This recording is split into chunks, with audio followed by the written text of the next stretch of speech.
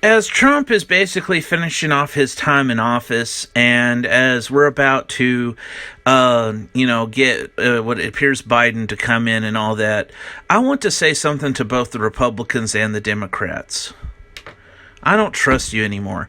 I care about you as individual people. As individual people, you are worth caring about, but I don't really trust your integrity or sanity.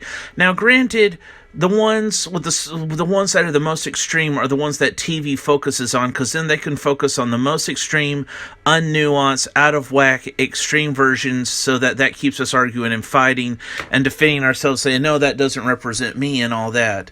But I'm just saying, the past 4 years of Trump, and even going back to the years of Obama, it's really just constantly reminded me that under some layers, some of them superficial, some of them not superficial, but underneath several layers, deep down inside, both groups of people on the left-right false paradigm, on the culture war dichotomy, y'all are really two sides of the same coin, and not in a good way. And South Park has been trying to show this to us, albeit maybe not in the best way possible. But let's just focus on Trump. What has Trump showed me about both Democrats and Republicans, who tend to have the loudest voices, even if they're not the majority, but they're large minorities that the government tends to focus on to misrepresent the group that they're a part of, that they're a sub part of? What has 4 years of Donald Trump showed me?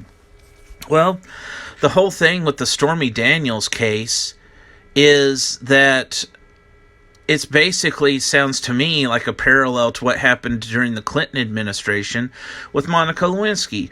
Now, if you want to go into detail and talk about how it was different because Stormy Daniels was this and Monica Lewinsky was that, and Trump technically did this different, and Clinton technically did that different, that's fine.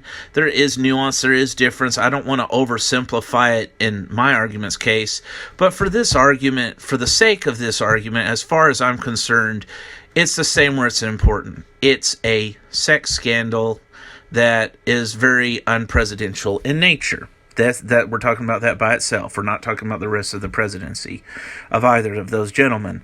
And the thing is that because I'm using this as a stepping stone to jump off and talk about what the voters' reactions to this seem to imply.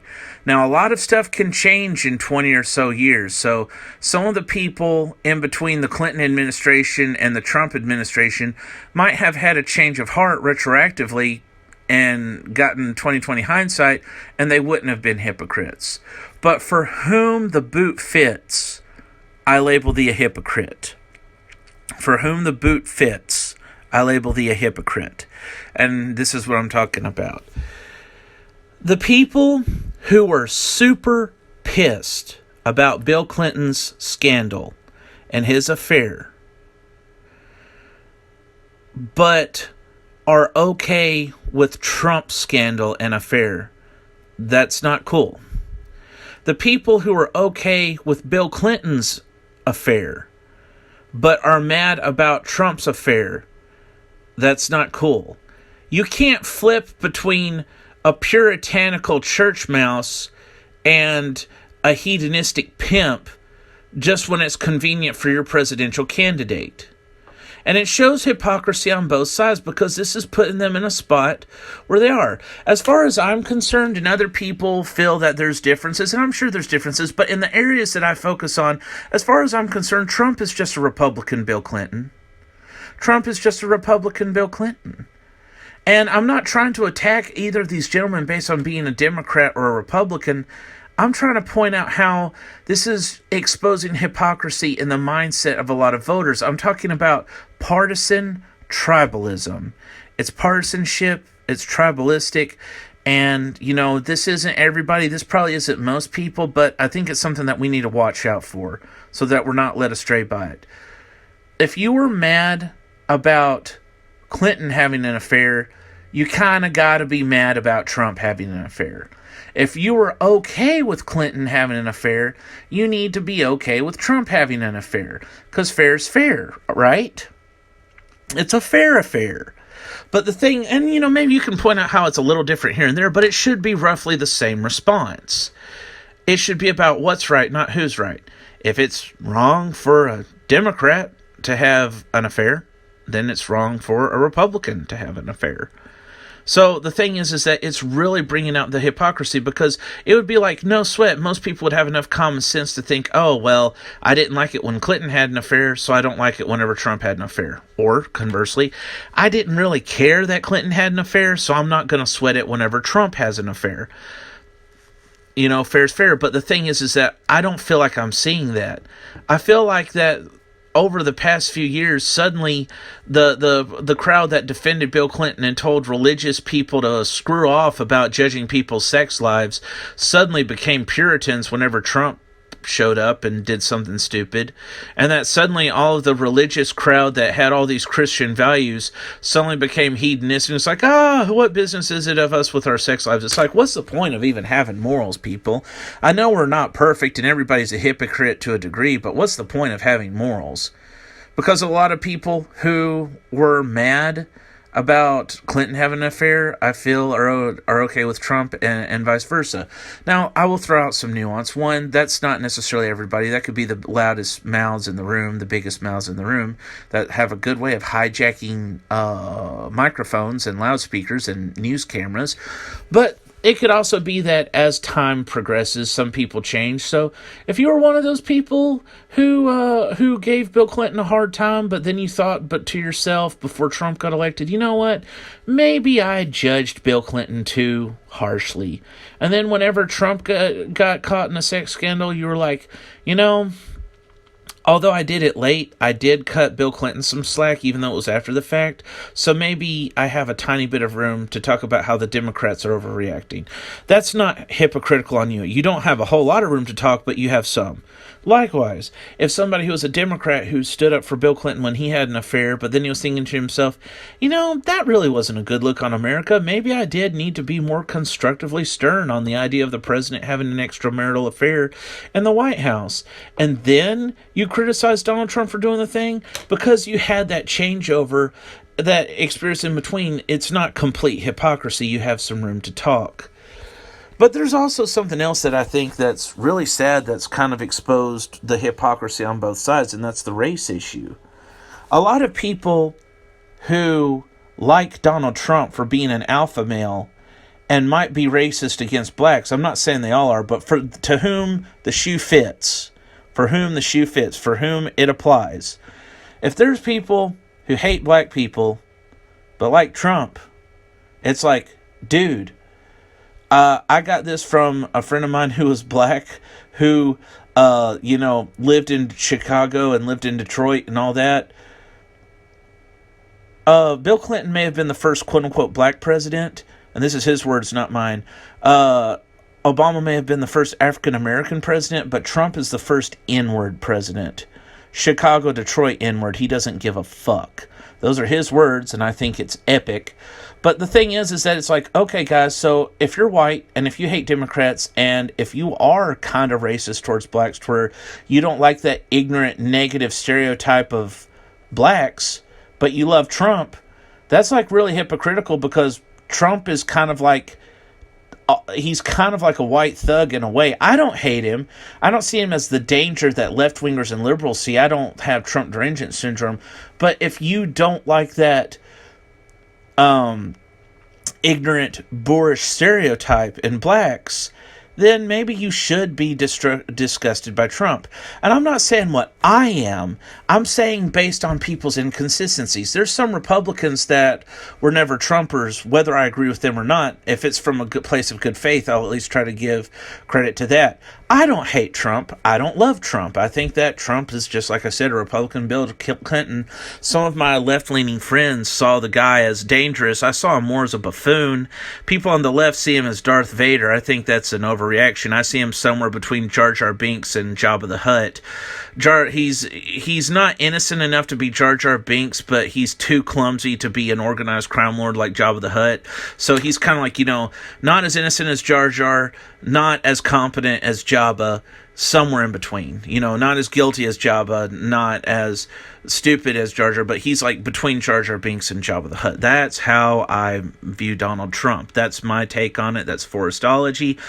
As things have come to light, he kind of led a lot of the conspiracy theorists astray into thinking that he was their guy, and then whenever he started doing dumb shit, he kind of took down us with him. I don't hate him. It was just something that happens. And the thing is that I think that there's valid reasons to criticize Trump, but I feel that there's people who hated Trump more for being politically incorrect than they did about what he actually did that got people killed.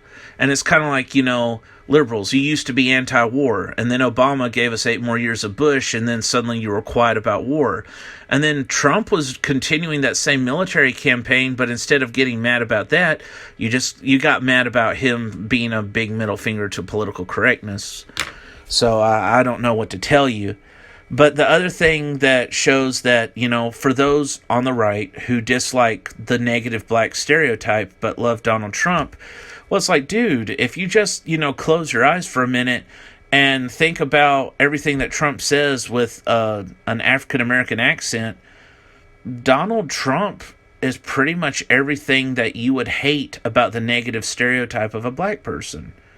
So if you're racist or if you just don't like it whenever minorities act that way, why is it suddenly good when somebody who's rich and white does all that same tacky, ignorant, corrupt shit?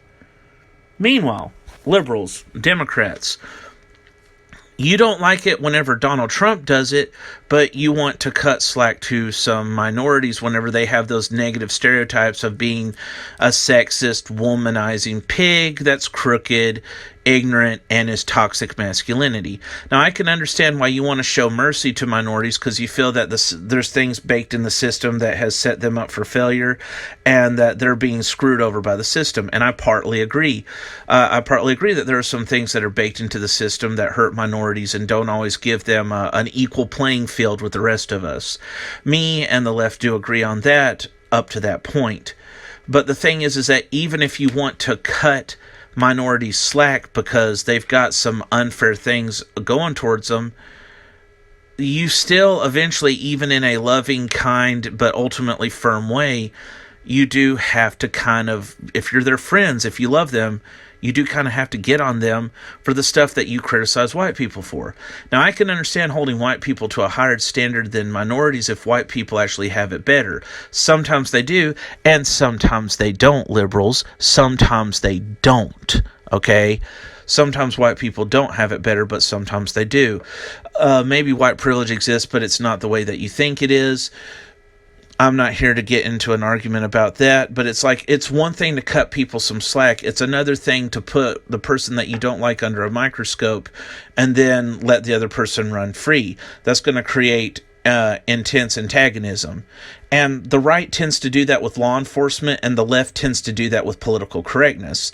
Law enforcement is more dangerous than political correctness, but political correctness in a form of Orwellian thought control and doublespeak can be really handy to a dictator. Like if you manage to get that militarized police and that political correctness kind of on the same team, that would be a very dangerous peanut butter and jelly sandwich of dystopia right there. But I digress. The thing is that this is showing the hypocrisy on both sides. Donald Trump is a Republican Bill Clinton, and Donald Trump is just, and his personality, Bill Clinton was a bit better behaved. Donald Trump is, well, he's kind of all the negative racial stereotypes about blacks, but in a rich white person. And he is a spoiled rich kid, and he is a 5-time draft dodger. Say that 5 times fast. So the thing is that this is showing so much hypocrisy on both the toxic elements of the left and toxic elements on the right. I'm not condemning all Republicans or Democrats. I'm not condemning most Republicans or Democrats. I'm not condemning what Democrats believe in on paper. I'm not condemning what Republicans believe in on paper. Even if I viciously disagree, if it's from an area of good faith, I will try to give you that credit. I will try to give you that benefit of the doubt. Because good people need to focus more on what they have in common than in their differences, without totally denying their differences. But at the end of the day, what did Donald Trump teach me? Well, kind of like vaguely what the last few presidents taught me, but in different areas, is that the loudest voices, the authoritarian side of the left wing and right wing, the godchild of tribalism, and a false left right paradigm that is cornered and dying and is clawing to stay relevant by spinning up divide and conquer issues to get people fighting on the internet. It's just showed me hypocrisy. It's just showed me that it's basically everything's devolved into fuck you for being a millennial who's different, and fuck you for being a baby boomer who's different. That this is a culture war, and that it's not even about really your principles. It's not about principles. It's about prejudice. It's about prejudice because old energy is leaving, new energy is coming in. The old energy feels left behind. The new energy feels short-sighted and like everything's a glass ceiling. And, and if you bust that glass ceiling, I'm so happy for you. But understand when you do break that glass ceiling that some people do have a right to complain about the falling glass. It's not exactly your fault, but it's definitely not their fault. And I just want people to realize that if it's like you want me to talk about what Donald Trump is, it's like, oh, see, the woke crowd will be like, oh, see, he was Hitler, and people on the right will say, and say he was a real American, dirty-dur. And it's like, guys, all Trump did was just kind of show me what was wrong with you guys. And what was wrong with you guys is that you have double standards.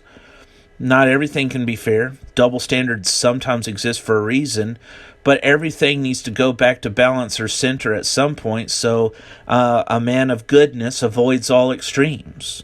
You can't always be completely moderate. You can't always be completely fair. You can't always water down the edges and go straight down the middle, but you try your best to gravitate towards balance.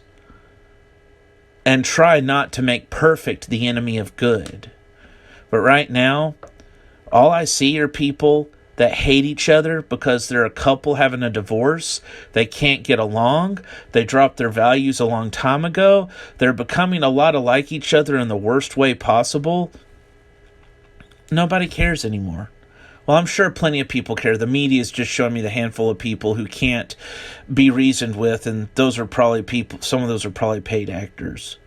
But it's kind of like what my mom said. She also said that Trump was a Republican Bill Clinton.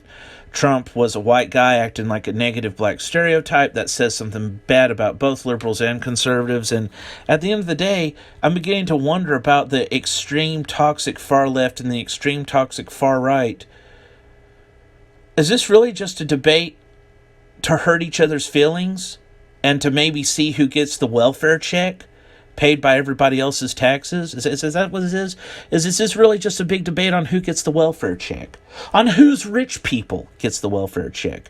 My rich people that I look to save me, or your rich people who you look to save you, that you put all of your spiritual energy and investment in and say, Hosanna, Hosanna, praise be to the King. He shall save us and he shall smite our enemies. For a lot of people who have hedonistically left religion, or a lot of people who attack religion, religion's not the problem. You're the problem. We're the problem. It's human nature that's the problem. It's not what religion was. It's that people couldn't handle it. Just like we can't handle a lot of things that are good but have addictive qualities. The problem with America is not separation of church and state in the political realm. It's ironically in the spiritual realm. And it's not even in the religious belief system. It's not in the faith. It's not in Christianity, Judaism, Islam, Eastern philosophies, Wicca, whatever. It's not that. The problem is that you always need a Lord and Savior to worship. And that's why you're putting so much into tribalism. And that's why you're just putting so much of your heart and soul into hoping that a bunch of rich pedophiles will be the king that pampers you, coddles you, loves you, and takes care of you, and oppresses people that you don't care about.